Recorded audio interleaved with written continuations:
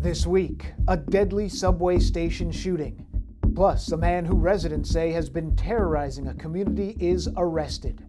And now it just seems like a tsunami of crime and shootings. A teacher in a middle school is shot in the hand. Right now, Fox 5's Crime in the City. For our first story, we begin in Brooklyn, where one person has died and 4 others were injured in a shooting at New York City's West Indian American Day Parade.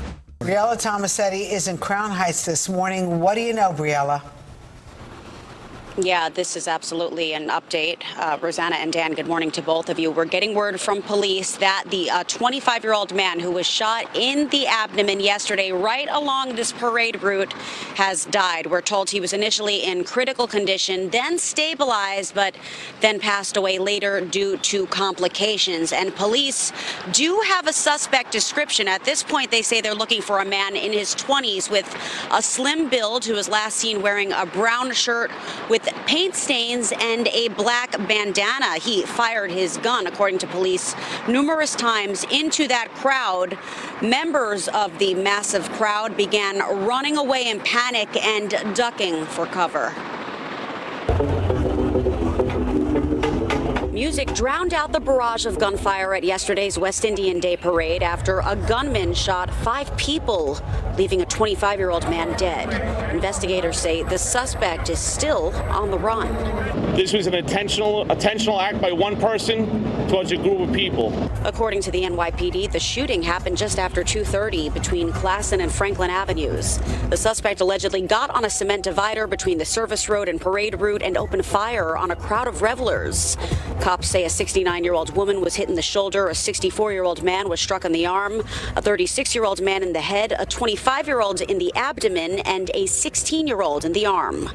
The man who was shot in the abdomen later died from his injuries. The other victims are listed in stable condition. There is an abundance of video that was on that corner in that group. This security camera footage from a nearby business shows the chaos as it unfolded. You can see a group of people running away from the gunfire with several officers heading in the other direction. Police believe the shooting followed some sort of dispute, but it's unclear who the intended targets were. The parade went on as scheduled despite the disruption. Police placed evidence markers near bullet casings and searched from above using drones, all while thousands of people continued taking part in the festivities. The NYPD announced tightened security measures ahead of the event, which has been marred by violence in the past. In 2015, Carrie Gabay, an aide to former Governor Andrew Cuomo, was shot and killed during a gang shootout. In 2016, 2 people were killed and several others were injured in multiple shootings and stabbings. Last year, at least 2 people were shot and another person was slashed in the arm. And now officials have vowed to hold the person responsible for this year's violence accountable. We are going to solve this, but it's going to take a lot of work. Senator Chuck Schumer marched in the parade. He posted about the shooting after hearing that it happened. He posted his emotions, his reactions to X, writing in part, "Thank you to our first responders on the scene. I pray for everyone affected. We must keep working to end gun violence in America." Again, though, our update this morning, a 25-year-old man is now confirmed dead as a result of the shooting on what was supposed to be such a joyous occasion here in Brooklyn. We now travel to Ocean Hill in Brooklyn, where the NYPD is searching for the suspect who shot and killed a man inside a subway station. Police are searching for a gunman who shot and killed a man at a Brooklyn subway station. Good day's Briella Tomasetti is at the Rockaway Avenue station. It's in Ocean Hill with the details on this investigation. Briella, looks like they're still searching for this suspect. Good morning.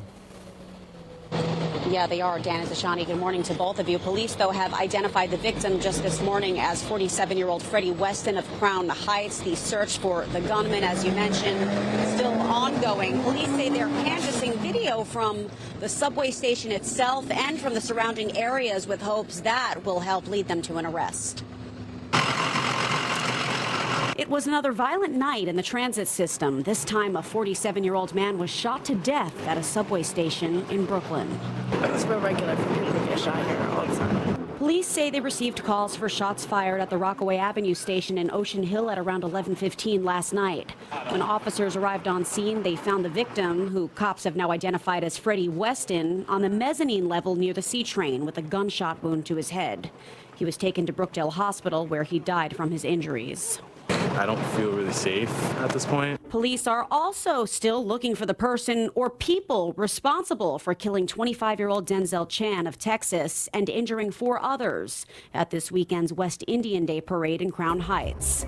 In an interview on Good Day New York, the NYPD's Deputy Commissioner of Operations, Kaz Daughtry, said police are investigating whether there were multiple gunmen. We don't have an identification on the individual, but we have a couple of people that we like. We think there's more than one person that was actually shooting. The NYPD took 31 guns off the street and made 35 arrests on Labor Day weekend. And despite the deadly pair of shootings, new crime statistics released by the department show that crime was down by 6.4% citywide in August compared to last year. When you look at August in terms of violence, the least amount of violence we had since the modern era of our crime stat, 31 years. 74 shooting incidents, which is still a lot, but it was the lowest ever in August. Those numbers also show that, discounting the COVID years, 2024 is the 3rd safest year on record for subway crime in New York. Riders, though, don't quite see it that way. I hear all the time people getting stabbed, pushed onto trains. Like, it's crazy, something every day. A lot of people use the subway every day. And that's just life. That's life in New York, but it's scary. According to the NYPD, more than 60% of shootings in the city are gang-related. Police believe that the parade shooting was also tied to gang activity. It's unclear what led up to this one here at the subway station in Brooklyn. Up in Flushing, Queens, a woman loses her life after being stabbed multiple times on her body and neck. Well, a woman in Queens has died after getting stabbed multiple times. It happened on Casino Boulevard in Flushing around 6 o'clock tonight. Officers found the female victim with numerous stab wounds on her body and neck. She was taken to New York Presbyterian Queens Hospital, where she later died. One suspect was taken into custody. The investigation is ongoing. Over in the Fordham Heights section of the Bronx, a teacher is shot in the hand by what is believed to be a stray bullet inside of a classroom. Bronx this morning, a teacher preparing for the first day of school tomorrow was shot. Yeah, police say that the bullet came from outside the school. Arthur Chian is live in Fordham Heights with the latest on the hunt now for a suspect. Arthur. That hunt continues right now, Steve, Natasha. They do not have anybody in custody. They identified the victim as a 33-year-old male teacher shot on the top floor of this school. He was rushed to the hospital. He is expected to be okay, but parents tell us the fact that the violence has begun before their students even report to school has them very worried tonight. Did you hear the shots? Yeah, I could hear it from my window. How many did you hear? 3. You knew it was gunfire? Well, it sounded louder than fireworks. Yeah. Maylene Bettis was home when she heard gunshots go off outside MS 391 on Folan Street in the Fordham Heights section of the Bronx. At least one bullet went through a window at the school, hitting a teacher in his hand. This bullet was not fired from inside the school. And at this point of the investigation, we believe it was fired from a long distance away. The school was not targeted. 2 teachers were in the classroom at the time, and while school starts tomorrow, so no students were in the building today, teachers were on site prepping for the start of the year.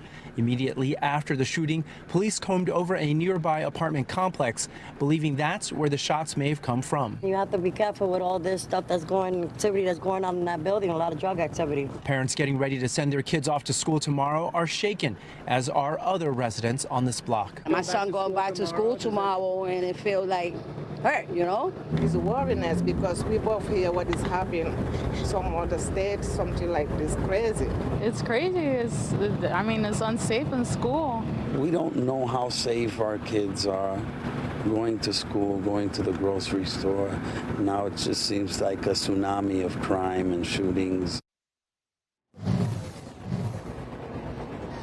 A police source tells us no 911 calls were reportedly made outside of the school during the time of the shooting, making it harder for them to zero in on where the original shot was fired from. Still, they are trying to find that location by going roof to roof in this neighborhood.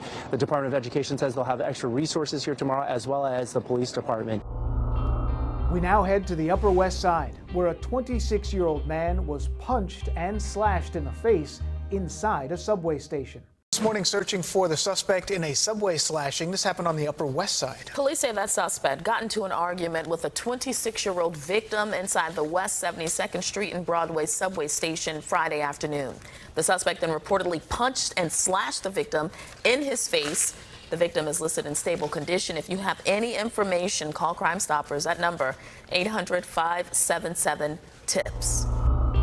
And finally, we end in Sunnyside, Queens, where a man has been arrested after residents accused him of being a menace to their community for 2 years. It's a story you'll see only on Fox 5. A man arrested in Sunnyside, Queens, where people say he's been terrorizing their community for years. Fox 5's Arthur Chian talked to some very relieved neighbors about what they've been through. This guy have us suffering and shaking. I just welcome. Residents of 4319 39th Place in Sunnyside, Queens welcomed us in tears following the arrest of their neighbor, David Ock. Cell phone video obtained by Fox 5 shows the arrest of the man Friday. As NYPD officers tried to detain him, it turned violent. Ock pushes a police officer against the wall. The officer hit his head and had to be hospitalized. After an intense struggle, other officers arrive and finally overpower the suspect.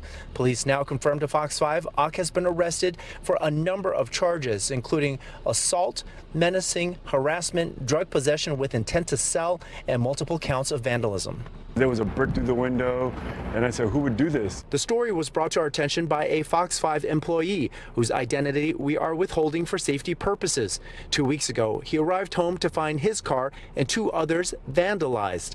Other neighbors described to us 2 years of what they call menacing, deranged behavior on the part of the 34-year-old, showing us pictures of 2 meat cleavers he allegedly tossed through his window, shattering windows on the other side of the alley, and gave us a picture of a BB gun they say he used to destroy glass doorways on the block. Neighbors also say twice police have come to arrest Ock but didn't see him, and Friday, residents led the charge. We saw him in the street, and then we just called, we followed the instructions that the police gave us. We called 911. Police tell us Ock has a history of arrests, beginning with nonviolent charges, including petty larceny, going back to 2015.